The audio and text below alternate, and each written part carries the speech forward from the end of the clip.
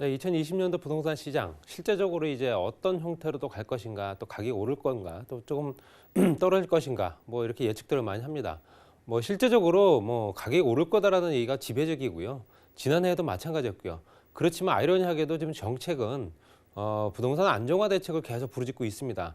실제적으로 가격 안정이 되지 않는 이유가 여러 가지가 있겠지만 여러 가지 요인 중에서도 공급량 또는 그 주변의 어떤 상황 또 주변 환경과 연결된 그 인프라 뭐 이런 것들을 고려하지 않고 뭐 무차별적으로 지금 현재 실제적으로 규제만 들어가고 있다는 얘기죠. 수요를 억제한다는 얘기는 억제 상황이 풀리게 되면 반드시 다시 오른다는 얘기입니다.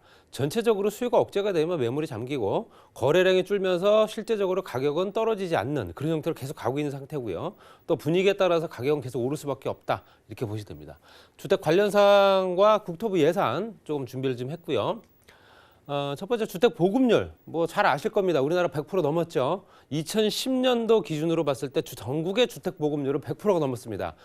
실제적으로 우리나라 인구를 나누어서 전체적으로 주택을 가질 수 있는 비율을 따졌을 때 100%가 넘었다는 얘기는 한 가구당 한 채씩은 무조건 갖고 있는 상황이 될 수 있다는 얘기겠죠. 물론 여러 채 갖고 있는 다주택자도 많겠지만 그러지 못하고 내 집 하나 마련하지 못할 수밖에 없는 그런 상황으로 또 내몰리는 그런 경우도 많겠습니다.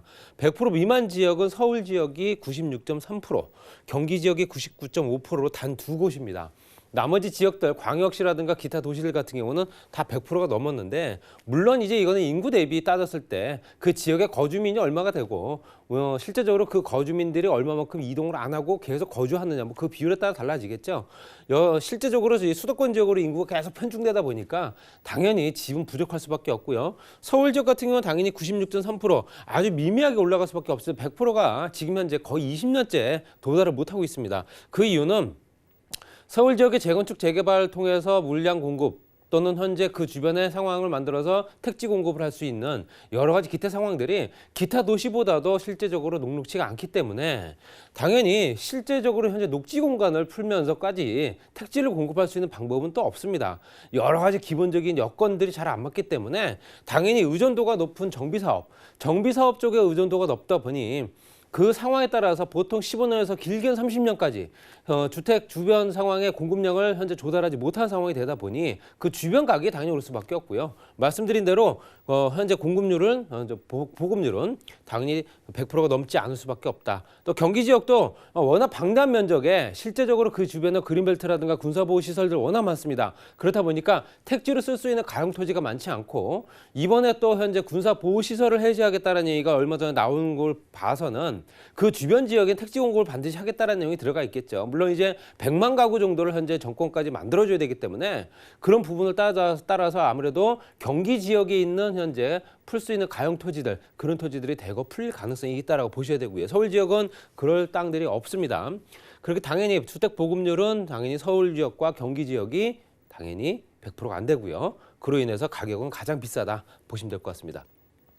그리고 실제적으로 주택 보유율 및 자가 거주 비율, 내가 집을 갖고 있는 사람이 얼마나 되고 그 집에 거주하는 비율이 얼마가 되느냐 따졌을 때 자기 소유의 집이 있는 사람이 전국에 1,400만 명 정도 됩니다. 우리나라 5,300만 명 정도 되죠. 서울 같은 경우는 현재 980만 명 중에서 246만 명만이 집을 갖고 있습니다. 뭐 실제적으로 예전보다는 많이 비율은 높아진 상태고요. 자가 보유율도 높아졌기 때문에 61.1%까지 올라갔습니다. 그렇지만 보유하는 주택에 반드시 거주하지는 않을 수 있죠. 그렇기 때문에 당연히 자가 거주 가구 비율 같은 경우는 내가 거주하는 비율을 얘기를 하는 겁니다. 전국적으로 57.7%. 서울 지역은 42.9%. 그렇다면 나머지 비율은 대부분 다 임대라는 얘기겠죠. 이제 임대, 전세나 월세를 현재 임대를 놨다는 얘기고요. 전월세 가구 비율은 당연히 그 비율에 반대가 되기 때문에 당연히 42.9%, 54% 이렇게 보시면 될 것 같습니다. 서울 지역의 절반 정도는 현재 자기 집이 없는 임대 수요다 보시면 될 것 같습니다. 이 비율이 지금 현재 공급이 어떤 식으로 진행되는지 또 현재 서울 지역의 거주 인구 비율을 조금 낮추어서 경기 지역으로 조금 분산시킬 수 있는 역할들을 그동안 해왔었지만 그것도 역부족이죠. 그렇기 때문에 당연히 현재 기점 봤을 때는 집을 살 수 있는 여건들이 녹록치가 않기 때문에 뭐 청약 규제가 굉장히 또 강해졌고요. 또 대출 규제까지 또 들어가 있기 때문에 집을 살 수 있는 정말 집이 필요한 사람들이 살고 싶은 지역에 집을 사지 못하는 경우입니다. 그렇기 때문에 당연히 그런 어떤 세대들 같은 경우는 당연히 임대로 눌러앉을 수밖에 없다는 얘기겠죠. 당분간은 임대로 더 살자 뭐 이런 형태로 갈 수밖에 없기 때문에 임대 시장은 더욱더 극대화되면서 더 커질 수밖에 없다. 2017년도가 한번 앞으로 시장은 임대 시장이 굉장히 커질 거다라고 말씀드린 걸 기억하는데요. 그런 형태로 현재 가고 있다라고 보시면 될 것 같습니다. 그리고 자가주택 비거주 요인, 내가 갖고 있는 집에 살지 않는 이유가 뭐냐라고 얘기를 봤을 때는 뭐 학교 직장 문제라든가 여러 가지 뭐 기타 교육 문제도 있겠죠. 자녀들의 다른 지역으로 전학 또는 전근 뭐 이런 것들 때문에 직장과 교육 이게 대부분 차지하지만 그래도 집값 상승 기대로 갭 투자하는 수요가 그만큼 많다는 얘기겠죠. 사두면 집값은 반드시 오르기 때문에 전세를 안고 내가 한번 투자를 한번 해볼까라는 생각들을 많이 합니다. 내가 비록 현재 내 집이 아닌 나는 현재 임대를 살더라도 내가 살고 있는 집을 다시 임대를 놓고 거기서 시세 차익을 볼 수 있는 조건들을 만든다는 얘기입니다. 그랬을 때 강남 지역 같은 경우는 2019년도 7월 달부터 11월까지 작년 기준입니다. 봤을 때 자가거주, 자가주택 비거주, 그러니까 내가 갖고 있는 집에 살지 않는 비율이 많이 높아지고 있죠. 63.5%대까지 올라갔고요. 서울 지역 같은 경우도 현재 56%대까지 올라갔습니다. 전체적으로 현재 강남 서초 지역이 그만큼 현재 투자처로서는 1순위이기 때문에 그 지역의 주택을 저렴하거나 아니면 살 수 있는 여건이 된다면 무조건 갭 투자를 할 수 있는 여건들을 대기 수요자들은 그만큼 많다는 얘기고요. 이런 수요자들 때문이라도 집값은 더욱더 오를 수밖에 없다라고 보여집니다.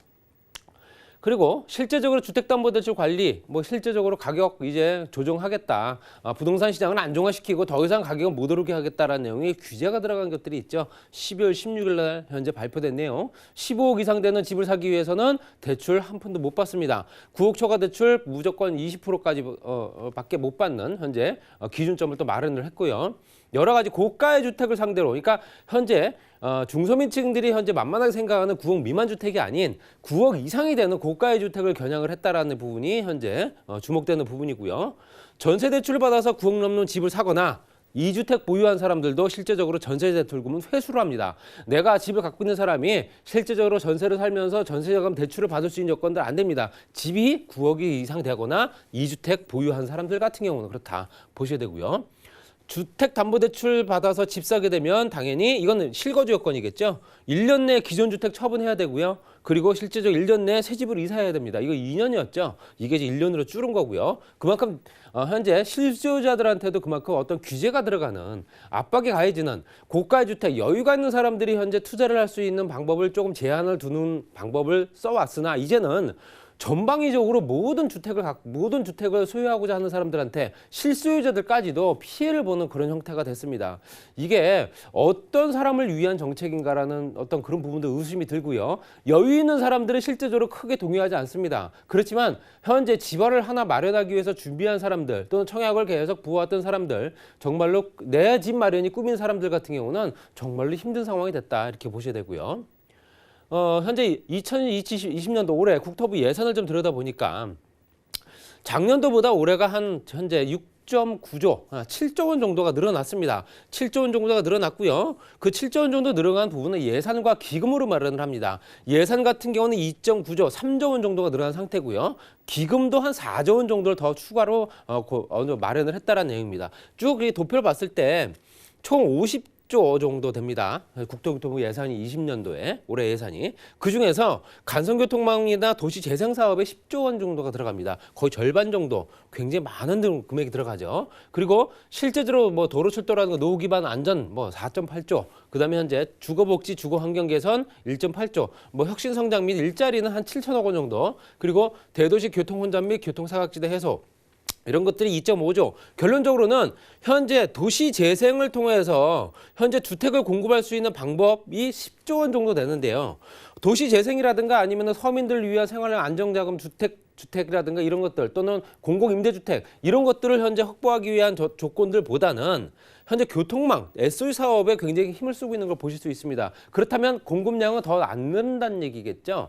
그래서 실제적으로 앞으로도 추가적으로 예산을 잡았을 때 그 예산이 얼마나 또 진행되느냐에 따라 달라지겠지만 전체적으로 보게 되면 교통 물류, 도로, 철도, 항공, 그다음에 현재 물류라든가 SOC 사업에 굉장히 많은 비중이 들어가 있습니다. 그래서 사회 간접 자본 사업을 물론 확충해야 되는 건 맞고요. 그렇지만 지금 현재 시점에서 부동산 가격을 안정화시키기 위한 여러 가지 대책들이 계속 나오고 있지만 예산을 들여다보면 또 현재 주택 공급할 수 있는 방법들 현재 보이지는 건 없습니다. 여러 가지 봤을 때 현재 택지 공급할 수 있는 택지를 다시 수급을 한다거나 아니면 기본적으로 현재 공공택지를 만들기 위한 현재 공익 기관들이 갖고 있는 땅들을 현재 어느 정도 활용을 한다거나 이런 내용도 안 들어가 있고요. 여러 가지 상황을 봤을 때 SOC 사업에만 이렇게 중점적으로 힘을 쓰고 있다는 내용이 들어가 있기 때문에 뭐 물론 이제 좋은 얘기긴 하나 주택 시장만 봤을 때는 당연히 집값이 오를 수 있는 여건들이 또 만들어지는 겁니다. 여러 가지 예산들이 편중되는 부분들이 이미 집행될 수 있는 여건들이 다 잡혀져 있겠죠.